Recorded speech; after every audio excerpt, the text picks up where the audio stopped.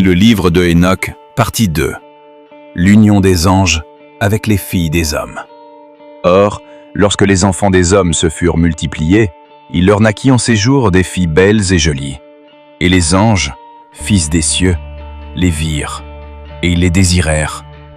Et ils se dirent entre eux, « Allons, choisissons-nous des femmes parmi les enfants des hommes, et engendrons-nous des enfants. » Alors Semyaza, leur chef, leur dit, « Je crains que vous ne vouliez peut-être pas, réellement, accomplir cette œuvre, et je serai, moi seul, responsable d'un grand péché. » Mais tous lui répondirent, « Faisons tous un serment, et promettons-nous tous les uns aux autres, avec anathème, de ne pas changer de dessein, mais d'exécuter réellement ce dessein. » Alors ils jurèrent tous ensemble, et s'engagèrent là-dessus les uns envers les autres, avec anathème. Or, ils étaient en tout 200, et ils descendirent sur Ardis, le sommet du mont Hermon, et ils l'appelèrent mont Hermon, parce que c'est sur lui qu'ils avaient juré, et s'étaient engagés les uns envers les autres, avec anathème. Et voici les noms de leurs chefs.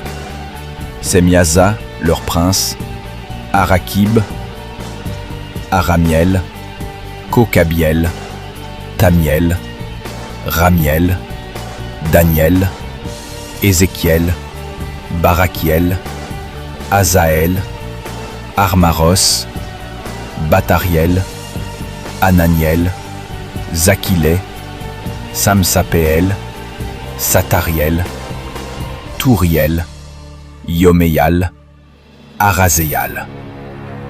Ce sont leurs chefs de dizaines. Ceux-ci et tous les autres avec eux prirent des femmes. Chacun en choisit une. Et ils commencèrent à aller vers elles et à avoir commerce avec elles.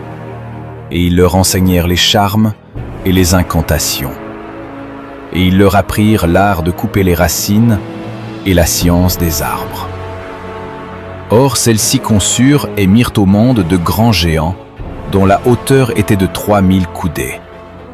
Ils dévorèrent tout le fruit du travail des hommes, jusqu'à ce que ceux-ci ne pussent plus les nourrir. Alors les géants se tournèrent contre les hommes pour les dévorer. Et ils commencèrent à pécher contre les oiseaux et contre les bêtes, les reptiles et les poissons. Puis ils se dévorèrent la chair entre eux, et ils en burent le sang.